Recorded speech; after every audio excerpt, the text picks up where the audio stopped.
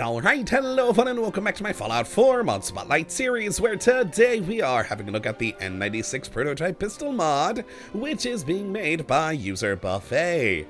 And what this glorious little piece of work looks at into the game is the lovely new 10mm pistol, the N96, which is a pretty fun little early to mid-game gun with an interesting lore reason for existing that the mod maker came up with, and that basically this is, well, as the name says, a prototype pistol meant to sit kind of in between the 10mm that we used to have in Fallout 3 and New Vegas, and of course the new one that we have here in Fallout 4. I kind of like that sort of in-between model idea. So let's jump on over here and have a look at what we do get with the most standard version of the N96 pistol, which will do 24 damage in its most standard configuration with a 10mm round, with a firing rate of 46, range of 83, accuracy of 60, and a weight of 5.4.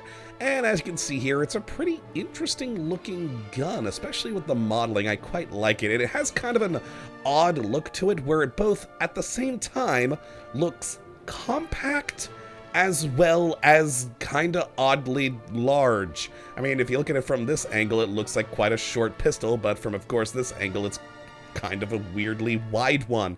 And I don't know, it weirds me out, but I like it. And then, of course, we do have the list of modifications over here, which isn't the most extensive list ever, but a very serviceable number of modifications, especially with a good deal of different receivers and sights, which is always good.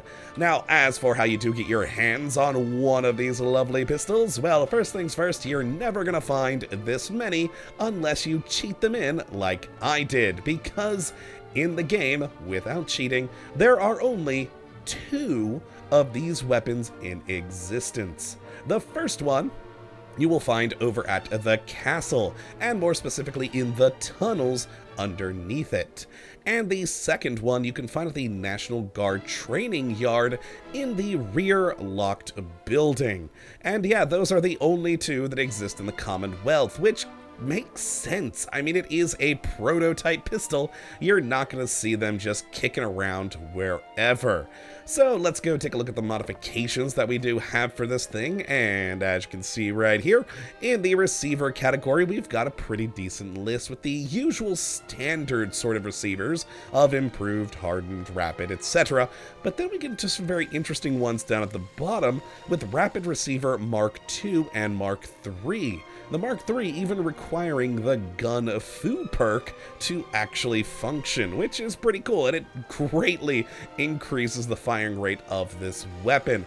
In fact, it's so much that I can't click fast enough for it to fire. Works a lot better in VATS, and when you pair that with Gun Fu, it makes it a pretty darn effective weapon for VATS usage, which is wonderful.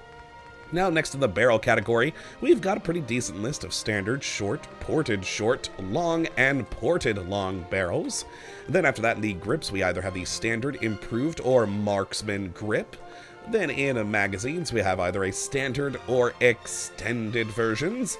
And then in sights, we have a glow sight, standard iron sights, and then a short, medium, and long scope if you want to do any sort of pistol level sniping. And then finally, with the muzzle attachment, we either have nothing, a suppressor, or a wrapped suppressor. So not a whole lot of options there, but still some good things. And that is it for the various modifications. So let me go grab the 2 that I modified earlier, and we'll take some shots to see how this thing fires. So let me grab my ported N96 there, as well as my suppressed advanced one there. And I believe, if we do actually go into here, that, yeah, the suppressed advance was the highest damage I was able to get out of this thing with 42, but remember that ported one, this ported one here is using the Mark III rapid receiver, which requires that Gun Fu, and with that plus VATS, again, kind of balances it out. It's still pretty low powered, especially if you are using iron sights to shoot with it, but yeah, so still a pretty early to mid-game gun, but with that Gun Fu, it actually is pretty effective. Now let's take a look, of course, with the standard one first and take some shots.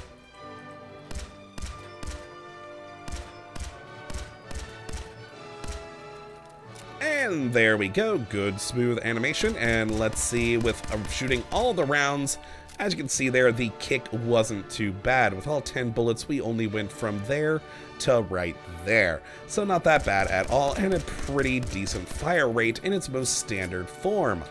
Now let's go do the ported one, which has the fastest firing rate of all of them there with that Mark III receiver.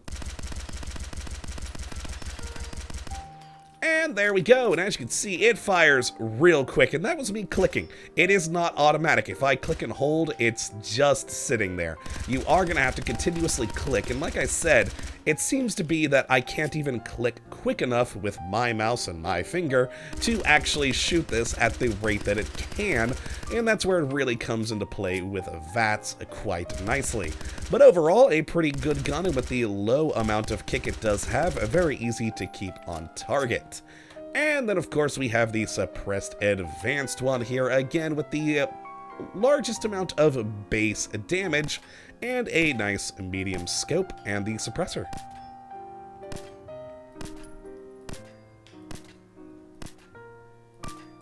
And there we go.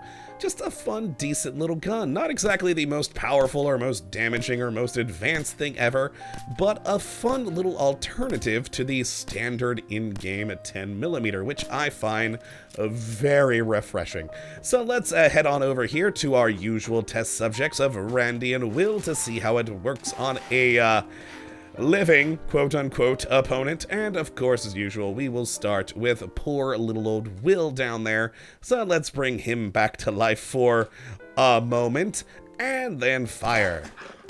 Now, as you can see there, not a huge amount of damage with this gun, but is effective in the end. I mean, it is still a gun after all. And let's switch over to the ported one and actually use VATS on this because that will help the damage increase, of course, again, with using gun foo there. And resurrect Randy the Radstag, and I'm so sorry, my friend, you're always stuck in that door. Oh, you know what, let's not shoot at the torso. That seems like a fool's move. Let's just go for the head for the, hopefully, quick kill. If we'd actually hit him. Oh yeah, we're missing a lot there. Oh god. Oh god, Randy, I'm so sorry. I'll just put you out of your misery now. There we go. There we go. Oh, my accuracy on that one was awful in VATS. But yes, that is the N90... Oh god, I can't get out of the door. There we go. That is the N96 Prototype Pistol. A fun little gun, and I like the idea of sort of an intermediate model pistol. I don't know if that's quite the right word to use there. Between the old 10mm and the new one that we have here in Fallout 4. It, you know, gives in kind of a lore explanation, at least in my mind, as to how we went from the old ones to the new one, and just having, again, an alternative to the standard 10mm we do have here in the game is, in my mind, a breath of fresh air. So if you'd like to have a look at this mod for yourself, which I'd certainly recommend you go and do, you can have a look at the link in the description, as per usual. But that is going to be it for today, my friends. I hope you all have enjoyed, that you do come back for the next. But until that time, thank you for watching, and as always, have a good one.